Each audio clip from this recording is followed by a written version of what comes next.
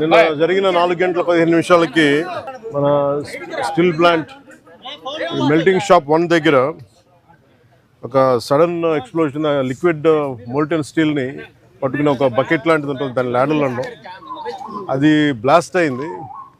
ఆ బ్లాస్ట్ అవడంలో దాదాపు నిన్న మనందరికీ తెలిసింది దాదాపు 8 మంది చనిపోయారు, ఒక 6 మంది గాయపడ్డారు, తీవ్ర గాయాలని. సో వాళ్ళు 2 క్రిటికల్ కండిషన్లో, 6 మంది ఇంకా మేజర్ క్రిటికల్ కండిషన్లో ఉన్నారు. ఇంకా వాళ్ళు ఎలా ఉంటుందని మనస్ఫూర్తిగా మేము బాగుండాలని ఆకాంక్షిస్తున్నాం. వాళ్ళని కూడా పరామర్శకెళ్తాను.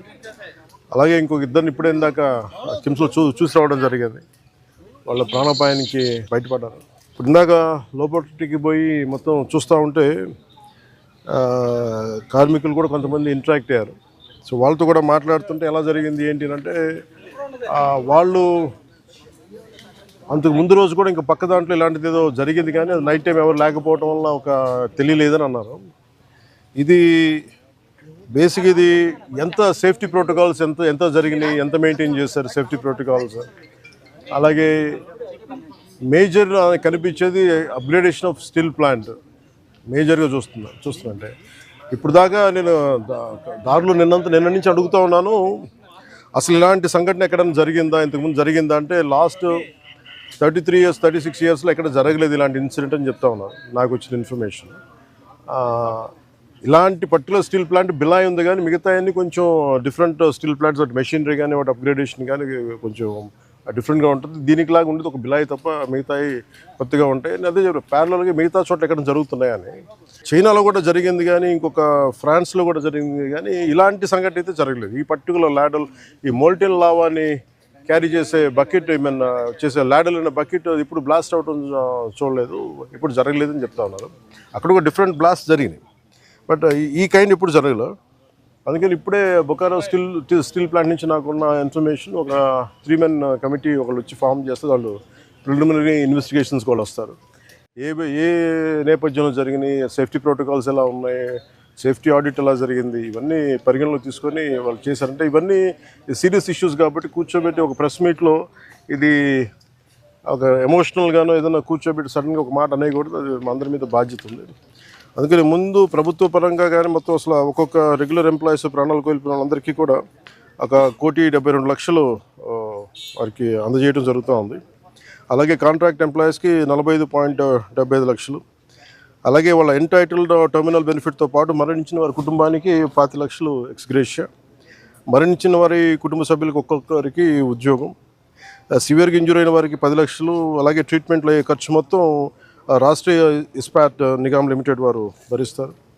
అలాగే స్టీల్ ప్లాంట్ ఉద్యోగుల పిల్లల చదువులు ఏ విధంగా అయితే కొనసాగుతున్నాయో అదేవిధంగా మరణించిన వారి పిల్లలకు కూడా అది వర్తిస్తుంది. వారి చదువు అలాగే కంటిన్యూ అవుతుంది. మరణించిన వారి notional date of superannuation, that means retirement, ఏ రోజు వరకు అయితే ఉంటుందో అప్పుడు దాకా వారి కుటుంబ సభ్యులు స్టీల్ ప్లాంట్ క్వార్టర్స్లోనే ఉండొచ్చు. అలాగే ఎవరైతే కుటుంబ సభ్యులు స్టీల్ ప్లాంట్ టౌన్షిప్ బయట ఉన్నారో వారు కూడా ఇఫ్ దే డిజైర్, అంటే వాళ్ళు కోరుకుంటే ఆ స్టీల్ ప్లాంట్ క్వార్టర్స్లో కూడా వాళ్ళు కూడా ఉండొచ్చు.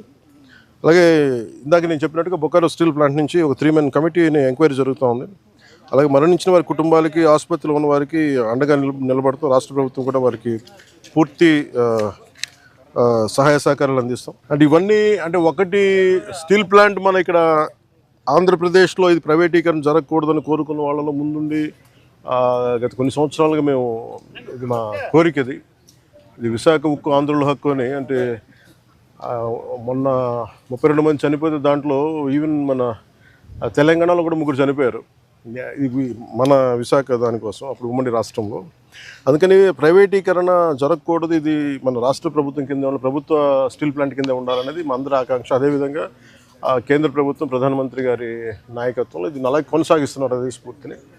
అది ఇప్పుడు మాకు ప్రిలిమినరీగా మేము చూస్తున్నప్పుడు అందరితో మాట్లాడుతున్నప్పుడు అనిపించింది some kind of upgradation is need. అలాగే క్యాప్టివ్ మైన్స్ ఉండాలి అంటే అది ఏ స్థాయిలో ఎందుకు జరగలేకపోతుంది అని అనడానికి, అంటే ప్రభుత్వ పరిశ్రమలు కానీ ఎందుకు కాయలా పడుతున్నాయి, ఎందుకు వెనకబడుతున్నాయి అంటే ఆఫ్కోర్స్ సర్టన్ మేనేజ్మెంట్ ఇష్యూస్ కావచ్చు, లేదంటే ఓవర్ ఎక్సెసివ్ లోడ్ ఏదైనా ఉందా, ఇవన్నీ ఎందుకంటే కూర్చోబెట్టి ఒక కోణంలో నుంచో ఒక దృక్కోణం నుంచో చూస్తే సరిపోదు. సో దీనికి సంబంధించి నేను ఇందాక మన సోదరులు మనోహర్ గారితో మాట్లాడుతూ ఏం చేద్దామంటే ఒక్కసారి నేను స్టీల్ ప్లాంట్ కార్మికుల అసలు ఏంటి మీరు స్టీల్ ప్లాంట్ గురించి మీ అభిప్రాయాలు ఏంటి, మీ సమస్యలు ఏంటి అనేది నేనే ప్రత్యేకించి ఈ గొడవ కొంచెం వీళ్ళందరికీ మన మెడికల్ ట్రీట్మెంట్ అంతా అయ్యి కొన్ని రోజులు అయ్యాక ఖచ్చితంగా నేను నేనే కాల్ఫర్ చేస్తున్న ఒక మీటింగ్. ఒకసారి ఆ మీటింగ్లో మన విశాఖ స్టీల్ ప్లాంట్ కార్మికులు అసలు ఏ సమస్యలు ఉన్నాయి ఏంటి ఉన్నది నేను అందరినీ సావధానంగా వింటాం. అది రౌండ్ టేబుల్ అంటామా లేదంటే కూర్చోబెట్టేది వారి ఒక ఇంట్రాక్షన్ కార్యక్రమం ఏ పేరు పెట్టినా కానీ దానికి నేను ఖచ్చితంగా నేను ఒక్కసారి ఆ మీటింగ్ నేనే నా ఆధ్వర్యంలో నేను ఆర్గనైజ్ చేసి ఒకసారి అందరికి వింటాను. ఈలోపు మనందరం చేయగలిగేది పోయిన ప్రాణాలకి ఎంత విలువ ఇచ్చినా కానీ తిరిగి తీసుకురాలని వారి కుటుంబ సభ్యులకి నా ప్రగాఢ సానుభూతిని తెలియజేస్తూ రాష్ట్ర ప్రభుత్వం ఇప్పుడు సహాయ సహకారాలు అందిస్తూ ఉంటుంది. స్టీల్ ప్లాంట్ ఇలాంటి భవిష్యత్తులో ఇలాంటి పునరావృతం కాకుండా ఉండాలి అనేది మా అందరి ఆకాంక్ష. కాకపోతే ఇది మేము ఒక బలమైన పాలసీలు చేయగలం కానీ నేను ముందు నుంచి పరవాడ కానీ వైజాగ్ చుట్టుపక్కల ప్రాంతాల అనకాపల్లిలో కానీ ప్రతి 5-6 నెలలకి ఒక 8 నెలలకు ర్యాండమ్గా ఒక సంవత్సరానికి 2 సార్లు ఏదో ఒక చోట ఇలాంటి సంఘటనలు జరుగుతూ ఉన్నాయి. ఇది కొంచెం అలామింగ్గా ఉంది నాకు. నేను ప్రత్యేకించి ఏం చెప్తున్నానంటే అసలు యాజమాన్యాలు సేఫ్టీ ఆడిట్ ఎంతవరకు చేస్తున్నాయి, అలాగే రాష్ట్ర ప్రభుత్వం నుంచి దీన్ని పర్యవేక్షణ చేయాల్సిన అధికార యంత్రాంగం ఎలా ఉంది, ఇండస్ట్రియల్ చీఫ్ ఇన్స్పెక్టర్ ఆయన ఏ స్థాయిలో ఉన్నారు, ఒకవేళ చిన్న లోపాలు ఏదైనా ఉంటే వాళ్ళకి కూర్చోబెట్టి పంపించారా, ఒకవేళ సపోజ్ ఏదైనా వైలేషన్స్ ఏమైనా ఉంటే వైలేషన్స్ని మీరు రిపోర్ట్ చేశారా, లేదంటే వాళ్ళు దాని మీద యాక్షన్ తీసుకోలేదు, ఇవన్నీ కూడా జరగాలి. అంటే నాకు ఇందాక చెప్పినది ఎంతవరకు వాస్తవాలు నాకు తెలియదు, జస్ట్ ఒక ఆన్ హ్యాండ్ ఇన్ఫర్మేషన్ చెప్తా ఉన్నాను. ఇక్కడ వైలేషన్స్ ఉన్నాయి, మేము ఒక ఫ్యూ మంత్స్ బ్యాక్ చెప్పాం, 6 months బ్యాక్ కూడా తెలియజేసాం, ఎవరో రెస్పాండ్ అవ్వలేదు అంటే మాకు ఏమనిపించిందంటే ఆన్ ఫేస్ వాల్యూ తీసుకోలేము ఇవన్నీ.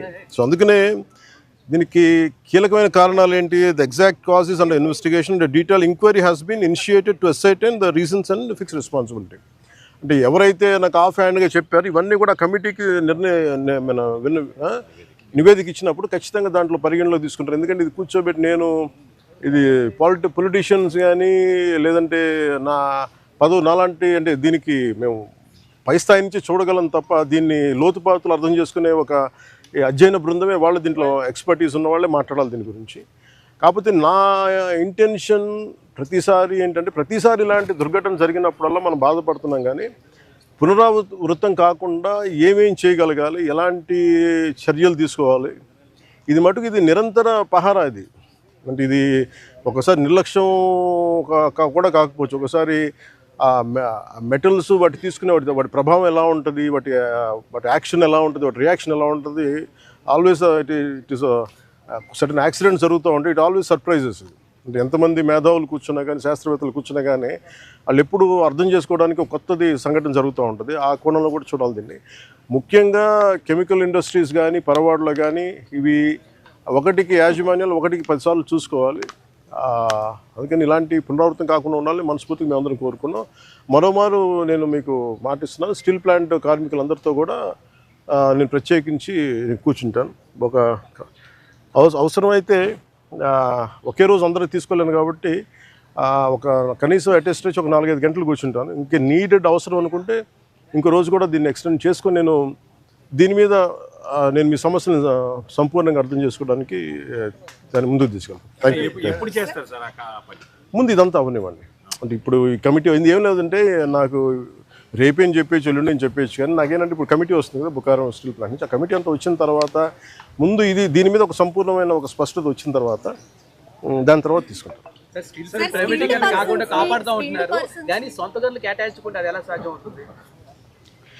ఇప్పుడు మీరు ప్రశ్న ఇప్పుడు ఏం చేస్తున్నారంటే, నేను లాస్ట్ టైం కూడా ఇక్కడికే వచ్చాను. నేను ఎంటైర్ యూనియన్స్తో మాట్లాడాను. నేను ఆ రోజు అందరినీ చేతులు ఎత్తమని అడిగాను. ఒక్కళ్ళు చేతులు ఎత్తలు. ఆ రోజు ఢిల్లీ తీసుకెళ్తాం రండి క్యాప్టివ్ మైన్స్ గురించి అంటే అందరూ కన్వీనియంట్గా ఆ రోజు ఒక్కళ్ళు చేతులు ఎత్తలు.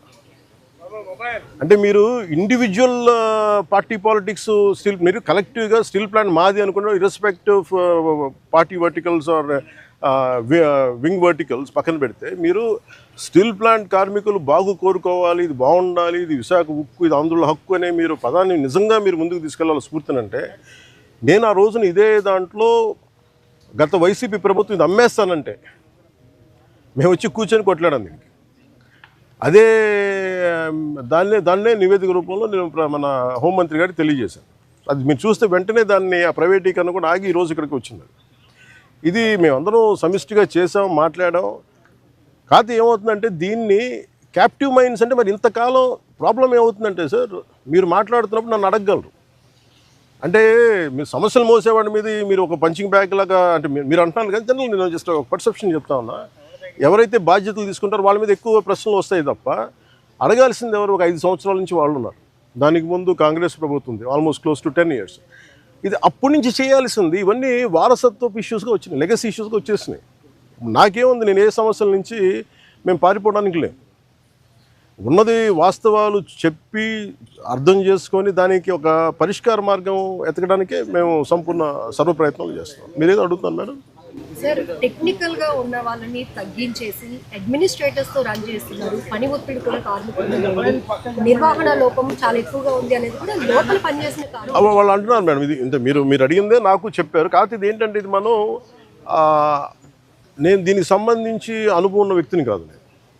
కాకపోతే నేను ఏం చేయగలను, ఇప్పుడు మీరు అన్నది ఎంతవరకు అనేది నేను పబ్లిక్ తీసుకెళ్ళగలను. లేదంటే రేపు పొద్దున్న విచారణ ఈ కమిటీ ఏదైతే వస్తుందో వాళ్ళకి మేము చెప్పగలం. సో నేను అందుకని అంటాను, వన్స్ వీళ్ళందరూ ఆ కమిటీ తీసుకున్న తర్వాత నేను ఒకసారి కార్మికులతో ఇంటరాక్ట్ అయ్యాను అనుకోండి. ఇప్పుడు ఏమైపోతుంది, ఇప్పుడు మాట్లాడాలంటే అందరూ ఒకేసారి మీద పడిపోతే కాదు. చాలా ప్రశాంతంగా కూర్చొని చాలా నిబద్ధతతో చేయాల్సిన మీటింగ్. సో అది నిజంగా మీరు చెప్పింది కూడా పరిగణలో తీసుకొని వాటితో మాట్లాడతాం. స్టీల్ ప్లాంట్ చాలా వరకు దేశంలో చాలా స్టీల్ ప్లాంట్ ఉన్నాయి. ఎక్కడ లేనంతగా ఇక్కడ ఈ ప్రాంతంలో ఈ స్టీల్ ప్లాంట్లో ప్రమాదాలు జరుగుతున్నాయని కార్మిక నేతలు చెప్తున్నారు. కార్మికులు కూడా ఆందోళన. దీన్ని ఎలా చూడొస్తారు మీరు? నేను అనేది స్టీల్ ప్లాంట్ కార్మికులు, మీరు సంఘాలు ఉన్నాయి కదండి, సంఘాలు ఉన్నప్పుడు మీరు కూర్చోబెట్టి వీళ్ళు ఒక్కొక్క ప్రభుత్వం వచ్చినప్పుడు ఒకవేళ బిహేవ్ చేస్తాయి సంఘాలు. నాకు ఇబ్బంది ఏముందంటే సంఘాలు అనేవి ఇర్రెస్పెక్టివ్ ఆఫ్ ఏ ప్రభుత్వం వచ్చింది ఏ ప్రభుత్వం పోయింది అనే కంటే కూడా సంఘం కార్మికుల సంక్షేమం కోసం ఇర్రెస్పెక్టివ్ ఆఫ్ మనం ఎవరు బాగా చేయగలం అని ఆలోచించాలి తప్ప మీరు వైసీపీ వచ్చినప్పుడు కాంప్రమైజ్ అయిపోయి, వైసీపీ వచ్చినప్పుడు ఈ స్థలాలని మనం ప్రైవేటీకరణ చేసేద్దాం వాళ్ళతో కుంభకి ఇవి నేను వాస్తవంగా చెప్పగలను. ఆ రోజు నేను కూర్చున్నప్పుడు ఎందుకు ఇంత బలంగా మాట్లాడగలంటే ఆ రోజు నేనే నోరు తెరిచి అడిగితే ఒక్కరు చెయ్యి చూపులు.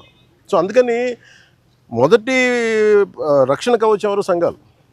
సంఘాలు ఈ పొలిటికలైజేషన్లోనో లేదంటే మన పార్టీ రాజకీయాల్లో పడిపోయి నిజంగా కార్మికుల సంక్షేమం ఎంతవరకు ముందుకు తీసుకెళ్లారు అనేది కూడా నాకు వాళ్ళతో కూర్చొని నేను మాట్లాడతాను సార్. నేను I don't try to shy away or shun away from this.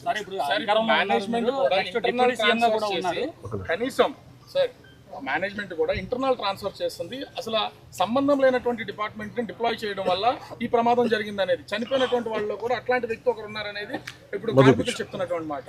అంటే ఇప్పుడు స్టీల్ ప్లాంట్ యాజమాన్యం కూడా ఈ ఎంప్లాయీస్ విషయంలో కొంత అలసత్వం వహిస్తుంది అనేది ప్రధానమైనటువంటి మాట.